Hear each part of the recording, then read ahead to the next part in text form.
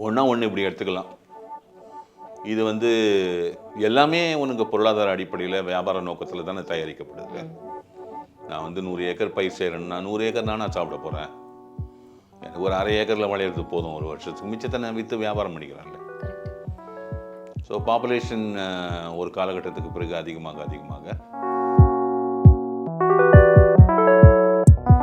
So 1975க்கு அப்புறம்லாம் பூச்சி அடிக்கிறது ரொம்ப ஜாஸ்தி ஆயிடுச்சு. அப்போ நம்ம என்ன பண்ணோம், நிறைய அந்த நாம் பயிர் செய்த அந்த தாவரங்களை காப்பதற்காக பூச்சி மருந்துகள் எண்ணற்றவை பயன்படுத்த ஆரம்பித்தோம். அதெல்லாம் வந்து ரொம்ப விஷத்தன்மை வாய்ந்தவை. அது என்ன பண்ணிச்சு, இந்த யூரியாவோடு சேர்ந்து இன்னும் மண்ணு ரொம்ப நாசம்.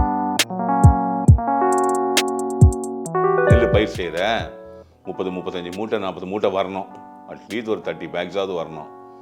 12 மூட்டை தான் வருதுன்னு வச்சுக்கோ, நஷ்டமாயிடும். யாரும் பயிர் செய்ய மாட்டாங்க. இப்பொழுது அதுக்கப்புறமா நீங்கள் வந்து ஹைப்ரிட்னு எடுத்துன்னு வந்தீங்க. இந்த அக்ரிகல்ச்சரில் ரிசர்ச்னுவீங்களே, இயற்கையை விட்டு ரொம்ப தூரம் போயிட்டீங்க. அதுக்கப்புறம் ஜிஎம்ஓ எடுத்துன்னு வந்தீங்க, ஜெனட்டிக்கலி மாடிஃபைடு ஆர்கானிக்ஸ்.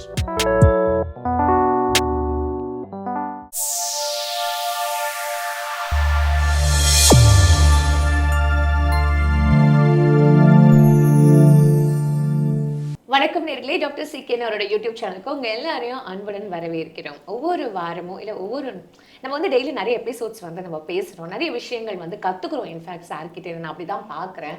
இப்போது நம்ம வந்து இந்த டாபிக் என்ன அப்படின்னா, எல்லாருக்குமே தேவையான ஒரு விஷயம் தான் நினைக்கிறேன், சாயில் அண்ட் அக்ரிகல்ச்சர்.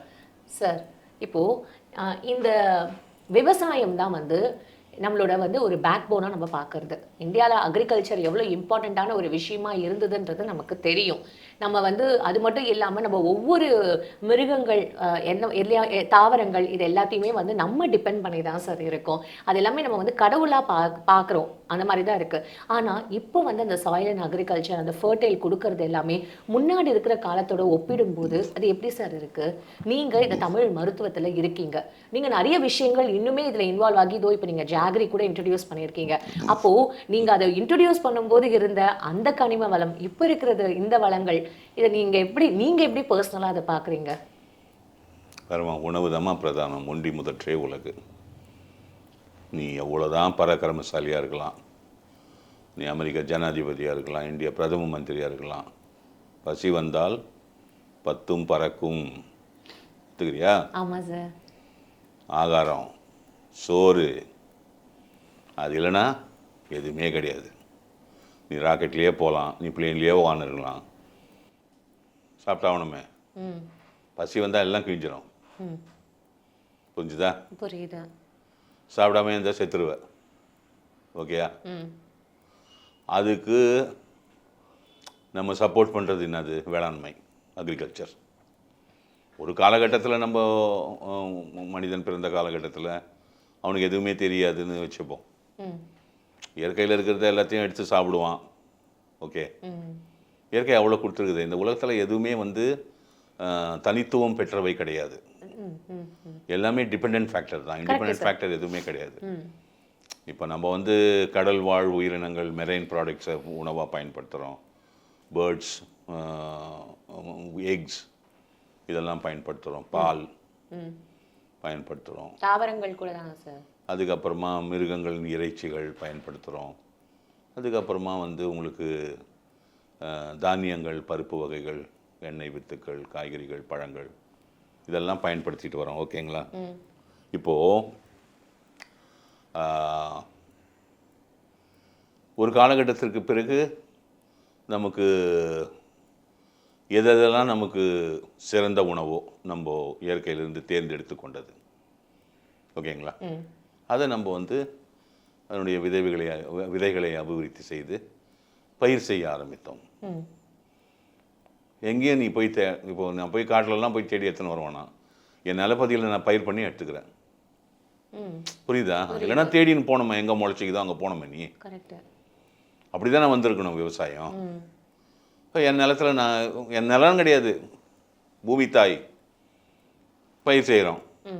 அங்கே வரோம், என் குடியிருப்புக்கு அருகாமையில் உள்ள நிலங்களில் எனக்கு தேவையானதை நான் வளர்த்து பயிரிட்டு அதனுடைய மகசூலை எடுத்து அதை எப்படி பத்திரப்படுத்தி சேகரித்து வைத்துக்கொள்ள வேண்டும் என்பது எனக்கு தெரியும். ஒத்துக்கிறீங்களா? நீங்கள் வீட்டில் ஒரு ட்ரம் வச்சுருப்பீங்க, அதில் நல்லா காஞ்ச மிளகா காய வச்சு போட்டு வச்சுருப்பீங்க. உங்களுக்கு எப்பப்போ மிளகாத்தூள் வேணுமோ அந்த மிளகாவில் ஒரு 2 கிலோ எடுத்துன்னு போய் மிஷினில் போய் அரைச்சின்னு வந்து வச்சுப்பீங்க. கரெக்டுங்களா? கரெக்டு. ஒரு ரவை கோதுமைலாம் வச்சுக்கிட்டிங்கன்னா தண்ணி படாமல் பார்த்துக்கங்க, தண்ணி பட்டால் புழு வந்துடும், அந்த மாதிரிலாம் இருக்குது. ஒரு அரிசி பழைய அரிசின்னா அந்த அரிசியை ஹார்வெஸ்ட் பண்ணி அதை நெல் குத்தி எடுத்துன்னு வந்து பெரிய பெரிய மர பீப்பால் போட்டு வைப்பாங்க. ஒரு வருஷம் தொடமாட்டாங்க, 8 மாதம் 10 மாதம், அப்போ தான் அது பழைய அரிசி ஆகும். புரியுதுங்களா? புரியுது சார். இந்த மாதிரி தான் நம்மளுக்கு வந்தது. இது வந்து பேசிக்மா. ஓகே, நம்மளே வந்து பழத்தோட்டங்கள் வச்சோம், காய்கறி தோட்டங்கள் வச்சோம், தானிய தோட்டங்கள் வச்சோம், பருப்பு தோட்டங்கள் வச்சோம். எல்லாத்தையும் நம்ம பயிர் செஞ்சுக்கணும். எல்லாத்தையும் நமக்கு தேவையானதை நாமளே உற்பத்தி செய்து அதற்கு நமக்கு கை கொடுப்பது இயற்கை, பஞ்சபூதங்கள். அடுத்தது என்னாச்சு, ஒன்று இப்படி எடுத்துக்கலாம். இது வந்து எல்லாமே உனக்கு பொருளாதார அடிப்படையில் வியாபார நோக்கத்தில் தானே தயாரிக்கப்படுது. நான் வந்து 100 ஏக்கர் பயிர் செய்கிறேன்னா 100 ஏக்கர் நான் சாப்பிட போகிறேன். எனக்கு ஒரு 1/2 ஏக்கரில் விளையிறது போதும் ஒரு வருஷத்துக்கு, மிச்சத்தை நான் விற்று வியாபாரம் பண்ணிக்கிறேன்ல. கரெக்டு. ஸோ பாப்புலேஷன் ஒரு காலகட்டத்துக்கு பிறகு அதிகமாக அந்த க்ரீன் ரெவல்யூஷன் சொல்கிறோம் இல்லையா, பசுமை புரட்சி எடுத்துன்னு வந்து அந்த ஈல்டு மகசூலை பெருசு பண்ணுறது அந்த மாதிரிலாம் பண்ணோம். பண்ணி எவ்வளோ பேருக்கு உணவு வேணுமே, இன்றைக்கி 800 கோடி மக்கள் இருக்கும். இப்போ இதுக்கு முக்கியமாக வந்து அந்த சாயில், மண்ணின் வளம், நீரின் வளம். ஸோ இது ரெண்டும் தான் முக்கியம். இதுதான் இப்போ அடி வாங்கிடுச்சு. எப்படின்னா 1960-65 வயசு 65 அந்த வருஷம் வரைக்கும் நம்ம வந்து இயற்கை விவசாயம், இன்றைக்கி நீங்கள் சொல்கிறீங்களா ஆர்கானிக் அக்ரிகல்ச்சர், அதுதான் நம்ம பண்ணிகிட்டு இருந்தோம். ஒரு போகம் தான் பயிர் செய்வாங்க அப்போல்லாம், இல்லை 2 போகம் பயிர் செய்வாங்க. அப்புறம் அந்த அவுரின்னு ஒரு செடி இருக்குது, அது விதைச்சிட்டு வந்துடுவாங்க. அது பாட்டு வளரும், செடி, அது செடி தாவரம். அடுத்தது அந்த 3 மாதம் 4 மாதம் கேப்புக்கு அப்புறமா தண்ணி ஊற்றி அதை அப்படியே செடியோடு உழுதுருவாங்க. அது அவ்வளோ ஒரு அதில் ஒரு கால்சியம் பவர் இருக்குது. அவுரியில் வந்து உங்களுக்கு கால்சியம் சைனைடே இருக்குது. அது வந்து உங்களுக்கு நிலத்தை தூய்மைப்படுத்திடும், என்ரிச் பண்ணிடும். என்றைக்குமே சாயிலை என்ரிச் பண்ணுறது, ஒரு மண்ணின் வளத்தை பெருக்குவது என்பது எப்படி என்றால், அது நன்றாக மழையிலும் வெயிலிலும், நன்றாக மழையில் நனையணும், நல்லா வெயிலில் காயணும். அதான் அதுக்கு மெயின். ஓகே, அது பண்ணாமல் நீ 3 போகமும் பயிர் செஞ்சுனே இருந்தீங்கன்னா வராதே சார், விலையும் விளையாது, இல்லை ஈல்டு கம்மியாகும். அதனால் உணவு தேவை அதிகமாகுது. வியாபாரம் பண்ணி அதிக பணம் சம்பாதிக்கணும் அப்படின்னு நம்ம பார்க்குறோம். அப்போ என்ன ஆச்சுன்னா, இப்போ உங்களுக்கு என்ன நடந்ததுன்னு சொல்கிறேன். முதல்ல ஜப்பான்லேருந்து இந்த யூரியா கடலூர் போர்ட்டுக்கு தான் இந்தியாவுக்கு வந்தது 1960. ஓகே, அதுக்கப்புறமா அது கொஞ்சம் கொஞ்சமாக பயன்பாட்டுக்கு வந்து நம்மளும் வந்து பெட்ரோலியம் தயாரிக்க ஆரம்பித்தோடனே, பெட்ரோலியம் அந்த க்ரூட் ஆயில் ப்ராசஸிங்லேயும் அந்த பெட்ரோல் தயாரிக்கக்கூடிய இடங்களில் அந்த எண்ணெய் கிணறுகள் இருக்குல்ல, அங்கேயே உங்களுக்கு அதிகமாக மீத்தேன்னு கேஸ் வந்துடும். 4 கேஸ் வந்துடும்மா. Methane, ethane, methane, butane and propane, இதுதான் மேஜர் 4 கேஸஸ். இது வந்து வாயு வடிவத்தில் கேஸாக வருது நமக்கு. இந்த மீத்தேன் வந்து நம்மளுக்கு நிறைய வரும். அந்த மீத்தேன் நம்மளுக்கு ஹியூமன் இதுக்கு நல்லதில்லை. அப்போ இந்த மீத்தேன் கூட அமோனியா கலந்து CO2 கலந்து தான் இந்த அமோனியம் டை ஆக்சைடு எடுத்துன்னு வந்து அந்த யூரியா தயாரிக்கிறாங்க. ஏன்னா இது ஆர்டிஃபிஷியல் நைட்ரஜன் கொடுக்கணும், பிளான்டேஷனுக்கு நைட்ரஜன் முக்கியம். அதை வந்து தரையில் இருக்கக்கூடிய நுண்கிருமிகளின் வாயிலாக இயற்கையாக கிடைத்து கொண்டிருந்ததை செயற்கையாக யூரியா கொண்டு வந்து நாம் செடிக்கு தேவைப்படக்கூடிய அளவுக்கு அதிகமாக நைட்ரஜனை கொடுக்க ஆரம்பித்தோம். இந்த 15 வருஷத்தில் என்ன ஆயிடுச்சு அப்படின்னு கேட்டிங்கன்னா, 1960 75 வரைக்கும் மண்புழு பூரா செத்து போச்சு. அது இம்பார்ட்டன்ட் இல்லை சார், ஆக்சுவலி அதுதான் குடியானவனின் நண்பன், அதுதான் சாயில் அவ்வளோ என்ரிச் பண்ணோம், அது போச்சு. ஸோ 75க்கு அப்புறம் என்ன ஆச்சுன்னா, செடியினுடைய அந்த தாவர வர்க்கத்தினுடைய அந்த தாவரத்திற்கு விகர்னு ஒன்று இருக்குது. ஒரு ஒரு ஆண்மை சத்து மாதிரி அதுக்கு. ம். இது வந்து பூச்சி தாவர வர்க்கங்களை தாக்கக்கூடிய பூச்சிகள் உருவாதுன்னு வச்சுக்கோ. ம். அந்த தாவர வர்க்கம் ஒரு உயிர் தானே, அது தெரிஞ்சுக்கும் நம்மளை அட்டாக் பண்ணுறவங்க உருவாயினுக்கிறாங்கன்னு. ம். ம். ம். அட்டாக் பண்ணுறவங்க ஜாஸ்தியான உடனே அது ஒரு ஸ்மெல்லை க்ரியேட் பண்ணும். ம். அந்த ஸ்மெல்லுக்கு அந்த பூச்சி வராது. ஓகே. அந்த விகர் போயிடுச்சு. ஸோ 1975க்கு அப்புறம்லாம் பூச்சி அடிக்கிறது ரொம்ப ஜாஸ்தி ஆயிடுச்சு. ம். அப்போ நம்ம என்ன பண்ணோம், நிறைய அந்த அந்த நாம் பயிர் செய்த அந்த தாவரங்களை காப்பதற்காக பூச்சி மருந்துகள் எண்ணற்றவை பயன்படுத்த ஆரம்பித்தோம். அதெல்லாம் வந்து ரொம்ப விஷத்தன்மை வாய்ந்தவை. அது என்ன பண்ணிச்சு, இந்த யூரியாவோடு சேர்ந்து இன்னும் மண்ணை ரொம்ப நாசம் பண்ணிடுச்சு.